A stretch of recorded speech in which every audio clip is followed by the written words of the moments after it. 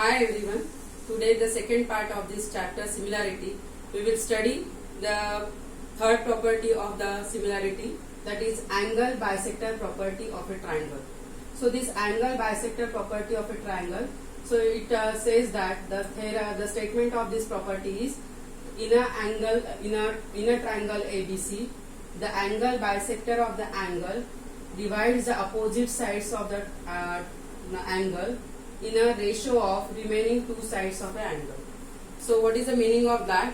In a triangle ABC, BE is the bisector of the angle and this BE divides the side AC in the ratio of, meaning is that the ratio is AE upon EC is equal to the remaining two sides, that is AB upon BC.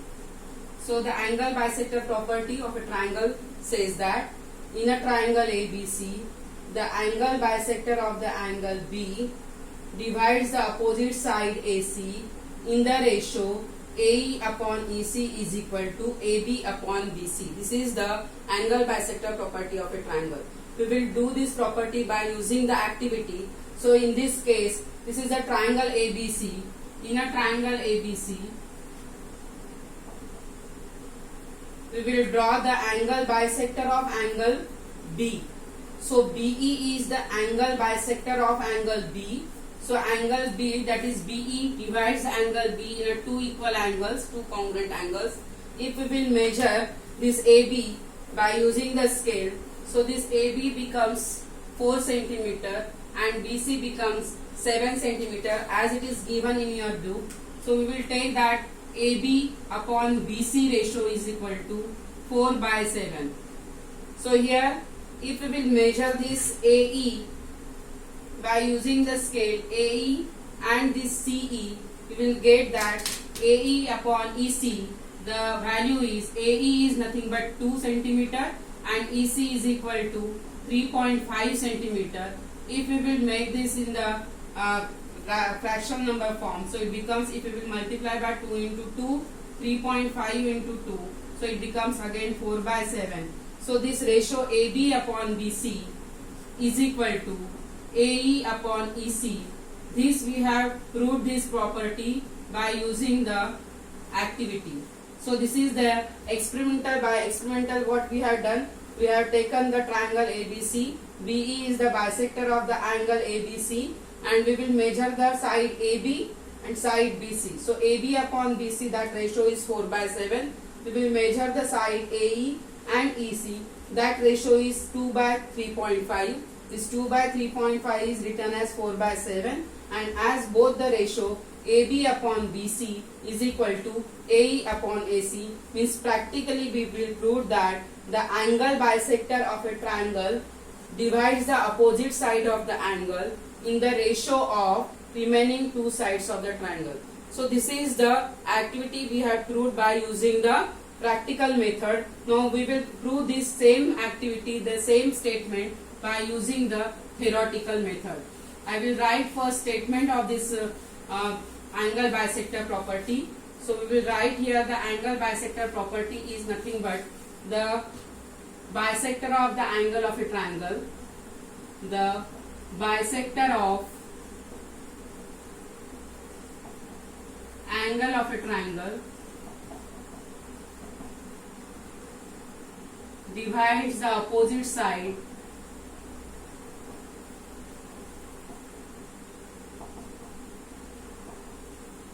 in the ratio of remaining two sides of a triangle.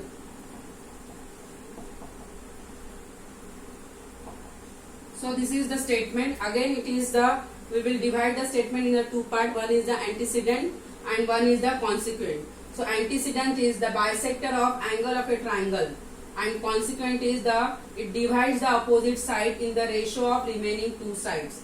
So this bisector of angle of a triangle, this is the antecedent part which is given. So if I will draw the triangle, so suppose this is a triangle, say ABC.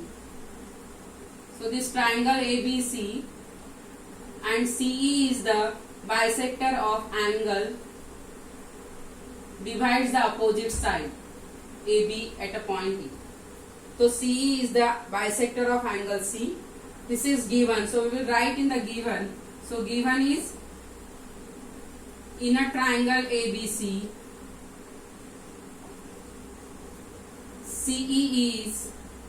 ray CE is bisector of angle BCA. To prove that, what to prove? This bisector divides the opposite side in the ratio of remaining two sides. So this CE divides AB in BE is to EA. So we will write this CE divides AB in BE is to EA. So we will prove that AC upon CB is equal to AE upon BE. So this AC upon BC is equal to AE upon EB, that we have to prove.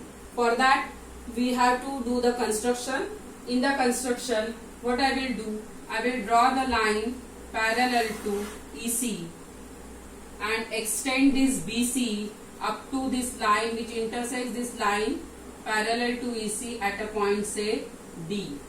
So this AD parallel to EC. This is the construction part where AD parallel to EC. So I will write in the construction part, construction, draw line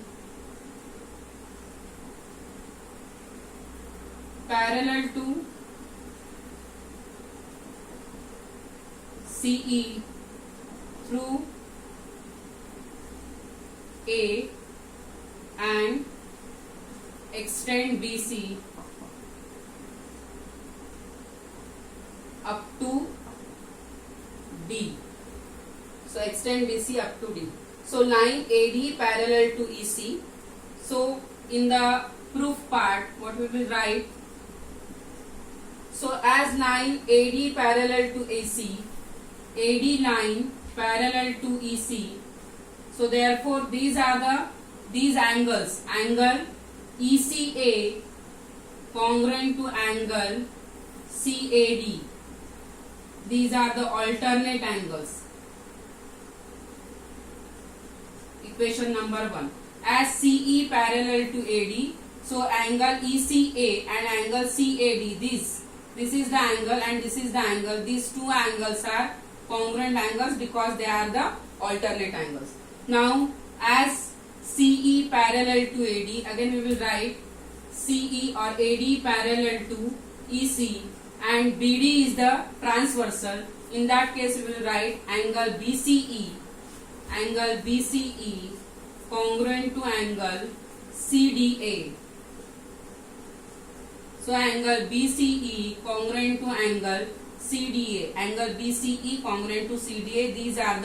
These two are the corresponding angle. Angle 1, angle 2 corresponding, angle 3, angle 4, they are the alternate angles. So these are the corresponding angles. This is equation number 2.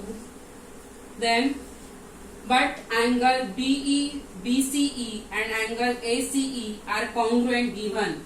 But angle BCE congruent to angle ACE, which is given because this is the bisector, EC is the bisector. Therefore from equation 1, 2, 3 we will have these two angles are congruent, these two angles are congruent and these two angles are congruent. Ultimately in a triangle ACD, angle CAD congruent to angle CDA. So in a triangle CAD, angle CAD congruent to angle CDA from 1, 2 and 3 equation. These two are alternate, these two are corresponding, these two are congruent. Therefore these two base angles in a triangle CAD, they are congruent. As they are congruent, the base angles are congruent, their side opposite to them are also congruent.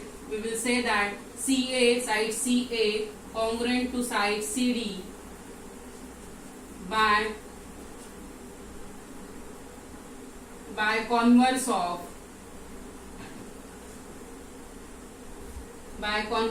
isosceles triangle theorem.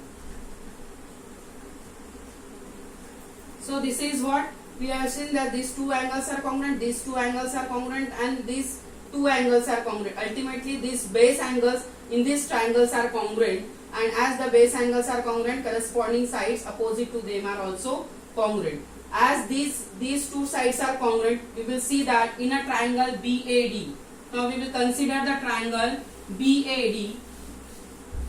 In a triangle BAD,